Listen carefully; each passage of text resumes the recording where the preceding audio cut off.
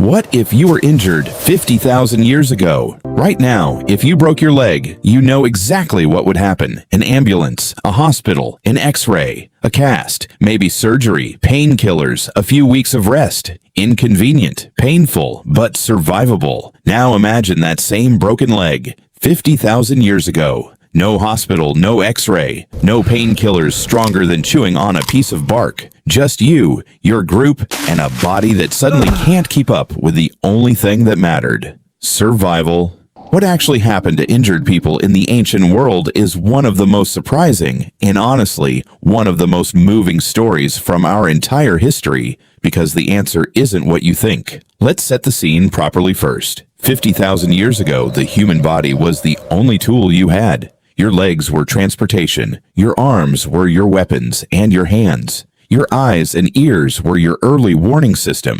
And in a world filled with predators, harsh weather, and constant physical demand, an injury wasn't just painful. It was an existential threat. A sprained ankle could mean falling behind the group.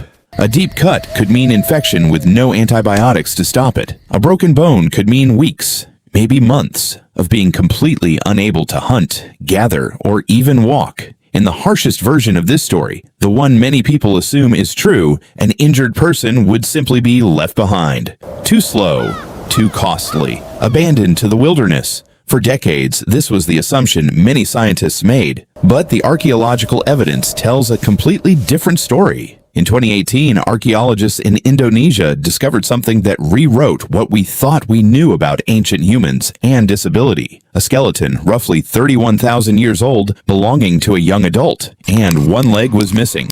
Not lost in death.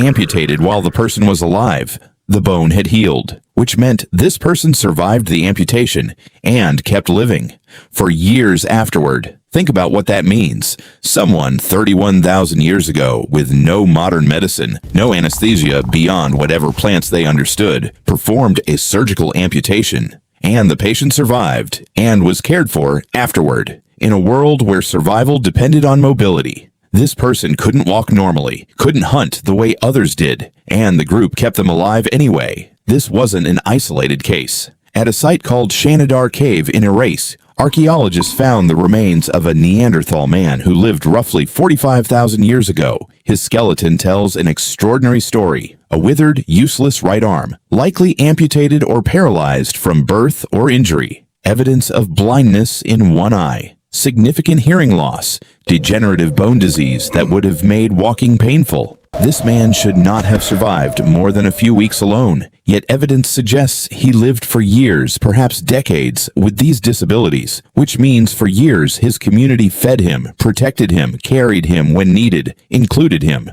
A man who could not hunt, could not fully defend himself, could not contribute in the way that survival logic says he should have needed to. And they kept him anyway, so what actually happened when someone got injured 50,000 years ago? The first response, almost certainly, was immediate care from the group. Ancient humans understood basic wound treatment far better than we often give them credit for. Evidence from various sites shows the use of plant-based substances with antiseptic properties. Certain mosses and barks were likely used to help control bleeding and reduce infection risk. Splints made from wood and bound with plant fiber or hide could stabilize broken bones. These weren't formal medical degrees, but they were knowledge, passed down, tested through trial and error across countless generations. The person who knew how to set a broken bone, how to clean a wound, how to recognize when an injury was becoming infected, that person was as valuable to a group as the best hunter. But here's where it gets even more interesting, because physical care was only part of the story. The bigger question was logistical.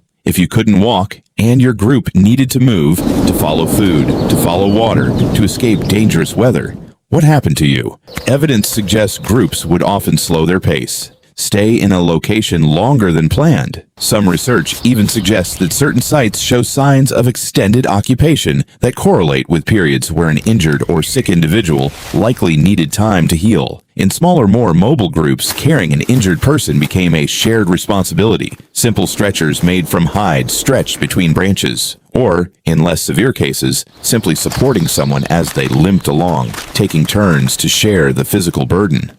This wasn't just kindness. It was, in many ways, identity. A group that abandoned its injured members would have functioned very differently from a group that protected them. And the evidence increasingly suggests that care, not abandonment, was the more common pattern. Why would a group expend precious resources, food, time, energy, on someone who couldn't immediately contribute? This is where the story becomes deeply human. Researchers who study the evolution of human social behavior point to something called reciprocal altruism, the idea that helping others, even at a cost to yourself, made sense across a lifetime of relationships. The hunter who broke his leg this season had carried the group's children on his shoulders the season before. The woman who could no longer walk far had taught half the children in the group which plants were safe to eat. Care wasn't charity. It was an investment in relationships that had already proven their worth. And it sent a powerful message to everyone watching.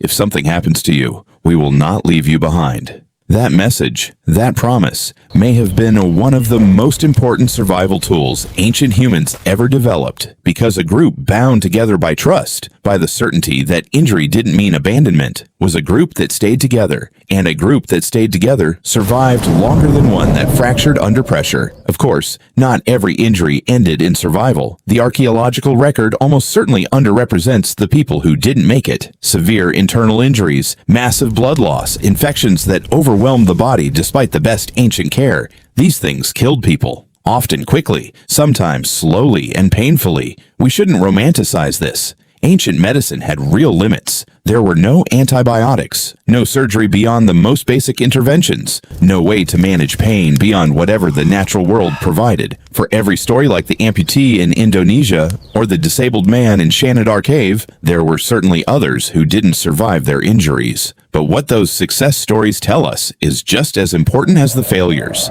They tell us that when survival was possible, ancient humans fought for it together. So what would actually happen if you broke your leg 50,000 years ago? You would be in agony. There would be no painkillers strong enough to take that away completely.